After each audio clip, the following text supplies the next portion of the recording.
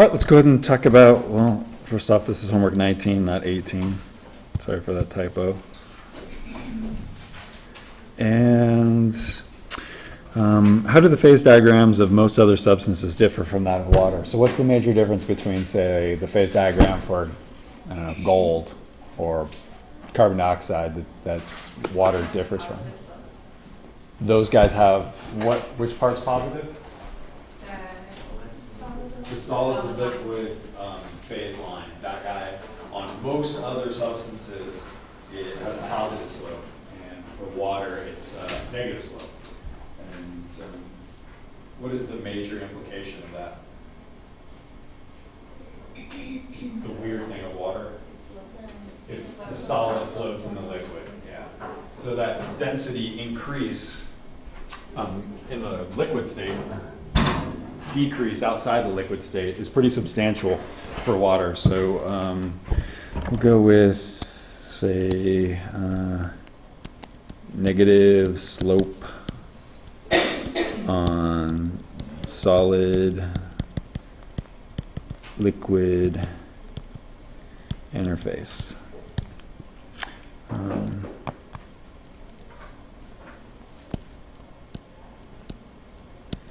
Ice floats in H2O liquid. Alrighty. So we're going to do a phase diagram here, and we're going to label everything. You went too fast. What? Your explanation. Oh, it's just what we said. Ice floats in water. The triple dots is therefore. You might see that written sometimes someplace else.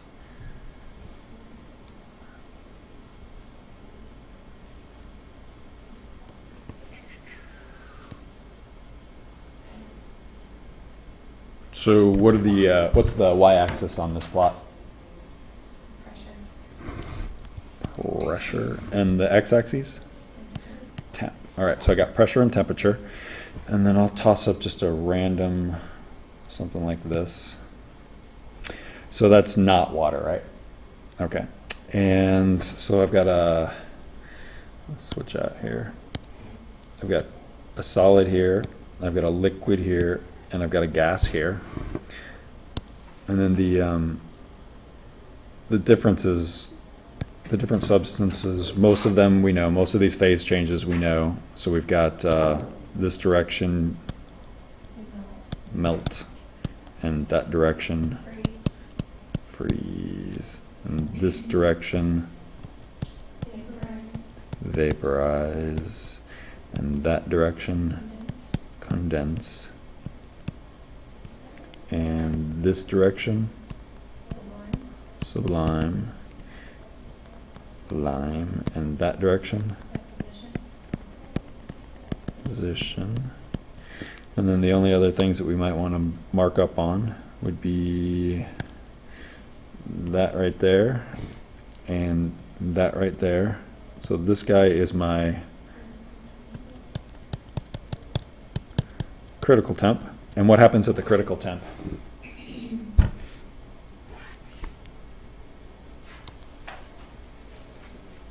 When no matter how much pressure you apply, it's still going to vapor. No matter how much you squish it, no matter what the pressure is, you cannot get it to turn into a liquid. And what's the reasoning behind that? They're simply moving too fast. So for them to turn into a liquid, they have to stick to each other and stay connected. But these guys are at such a high temp, which is causing them to move so fast that they can't possibly actually stick to each other. And then this other weird point right here, or triple point. And what's weird about the triple point? All 6 of those phase changes that we have up there are happening simultaneously, which is pretty weird. It's not really relative or super important, it's just what happens. There has to be a spot, just like there has to be a spot at a temperature and pressure where something's going to melt, there has to be a spot where it's going to boil and condense, and there has to be a spot where it'll sublime and deposit, and those things have to meet somewhere. So it's just weird, but nothing else to it. Alrighty. So, at what temperature is water most dense? Did we find that? What temperature? Yeah. It's 3.98 degrees Celsius, or you could say 4 degrees Celsius, that's fine. So if I'm a glass of water and I'm at 3.98 degrees Celsius and you raise my temperature, what happens to my density? It goes down. What happens if you reduce my temperature? It goes down. It's very strange. Almost nothing else does that. So I am most dense, I am most compact.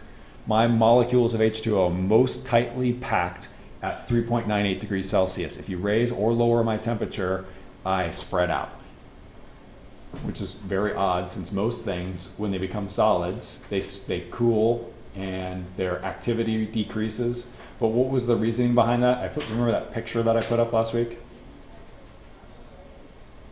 What's a snowflake look like? Concentric geometric forms, right? But inside those forms, what do you have?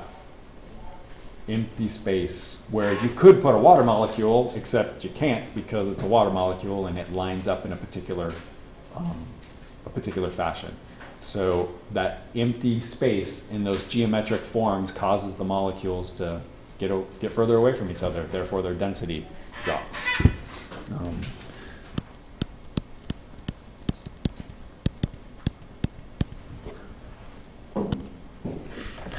Explain why your ears hurt when you dive down into a swimming pool. What's that all about? The pressure on the inside is the same as it is outside. All right. Interior and exterior pressures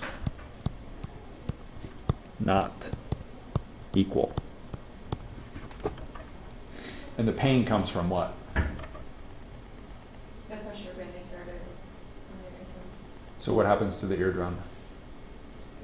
It gets pushed in. Yeah, it's literally just, it gets pushed. If somebody was to like shove their finger into your chest, eventually it would hurt.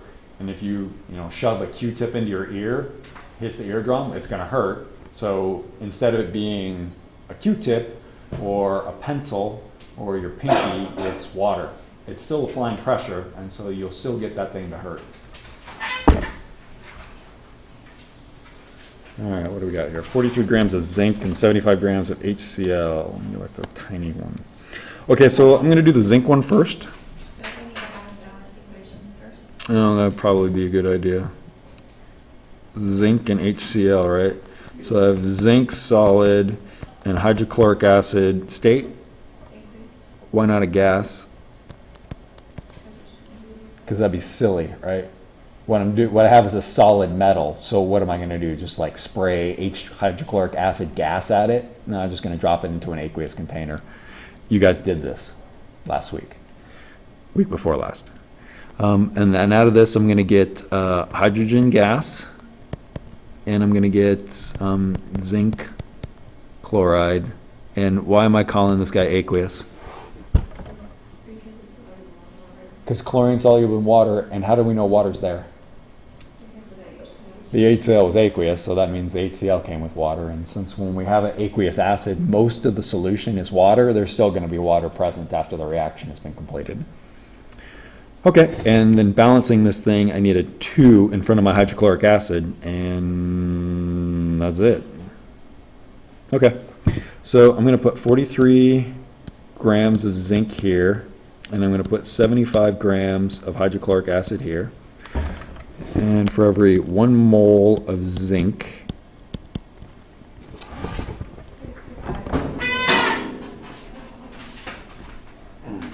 65.38. Okay.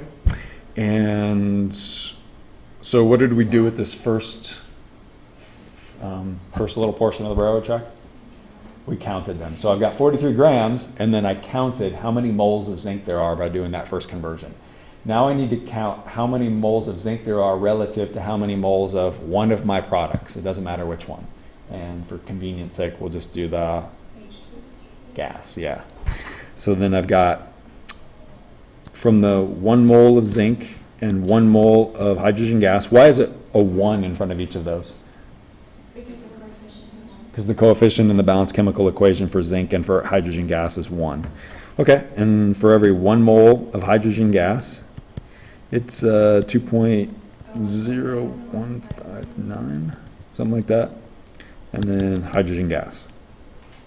Does anybody have a mass for that? It's like, I'm going with 1.3 since we got 2 sig figs. Okay, so we got 1.3 grams of hydrogen. All right, so now I need to figure out if the zinc or the hydrochloric acid is my limiting reagent. So I'm going to do the same thing but with hydrochloric acid and calculate out how much hydrogen can be created. So for every 1 mole of HCl, and what is this, 30.095, that sounds good.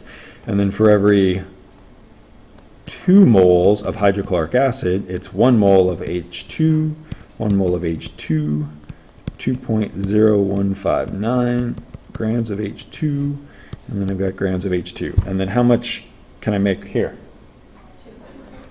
2.1. So my limiting reagent is my zinc, right? My 43 grams of zinc. So I can, since this question is asking what will be left in the container, I can already answer that question, correct? So what's my answer? I can answer half of my question. There are 4 things here, correct? There could be either one of the products, or both of the products, and either one of the reactants. So at this point, you can tell me what? There's no zinc. You can tell me that there's 0 grams of zinc. What else can you tell me? That there's, oops, not 3.1, there's 1.3 grams of hydrogen gas. What I don't know is how much HCl is left. That makes sense, right? And then how much zinc chloride was created. So we'll do 43 grams of zinc, and for every 1 mole of zinc, it's 65.38 grams of zinc. 1 mole of zinc. And then for every 1 mole of zinc, we're going to go with, let's do the, doesn't really matter. Let's do the hydrochloric acid. Every 2 moles of HCl. Okay, and then for every 1 mole of HCl, I've got 0.46. I got 0.95 on that other one, so I'll use the same thing. And then HCl, and then HCl. And do we have a number for this one? 48? So what does that 48 mean? Does that mean there's 48 grams of hydrochloric acid in the container? That's how much was used. And I started with 75. So then I know that I've got 75 minus 48. So there's 27 grams of hydrochloric acid left in the container. So I can either do another railroad track to calculate out the amount of zinc chloride that was created, or what could I do?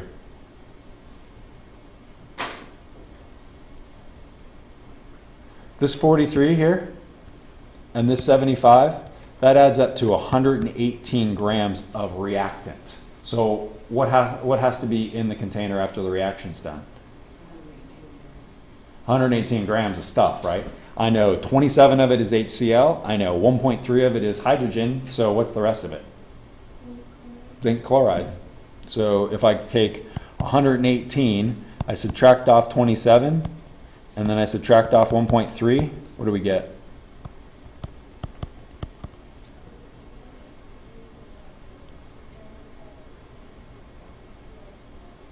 Something 0.7?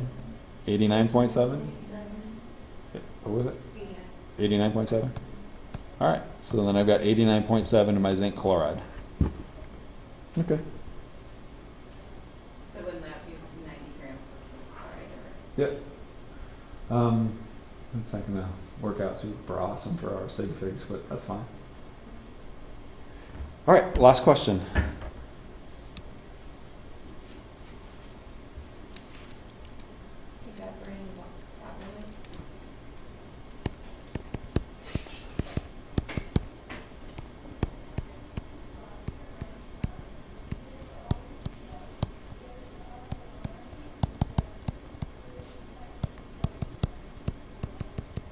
You can either say it evaporates easily or vaporizes equally easily. So can you tell me something that vaporizes easily? Acetone. Sure. Fingernail polish remover is mostly acetone, and when somebody takes the lid off a fingernail polish remover, you smell it, right? I don't spend very much time in malls, and they probably don't have these in malls very much anymore, but sometimes it'd be like a nail salon in a mall. You wanna like truck it past the nail salon because it stunk so bad. So the chemicals that they were using in there for the cleaning of the nails and for the prepping of the nails and for the painting of the nails, what can you say about those chemicals? That they're volatile, right? Those are volatile chemicals. So can you tell me something that's not volatile? Water is semi-volatile, right? It doesn't go away nearly as fast as, say, acetone. But what's something even less volatile than water that you might have in your house? You might have in your kitchen? Oil, right? Say some olive oil. So if you spilled olive oil in water, the olive oil is going to be there long after the water vaporizes away. The olive oil will eventually disappear, but it's not going to completely. What else is even less likely to evaporate? Lead. That's in your kitchen. How about your sink? The actual sink itself, whether it's metal or if it's metal coated in porcelain or whatever the sink is made out of, that's really not very volatile, is it? Does it have volatility to it? What do you think about that? Is a sink volatile? Doesn't everything have like a slight? It does. Everything's just a little bit, at least a little bit volatile. And when we get to that section in the notes, we'll talk about that a lot more.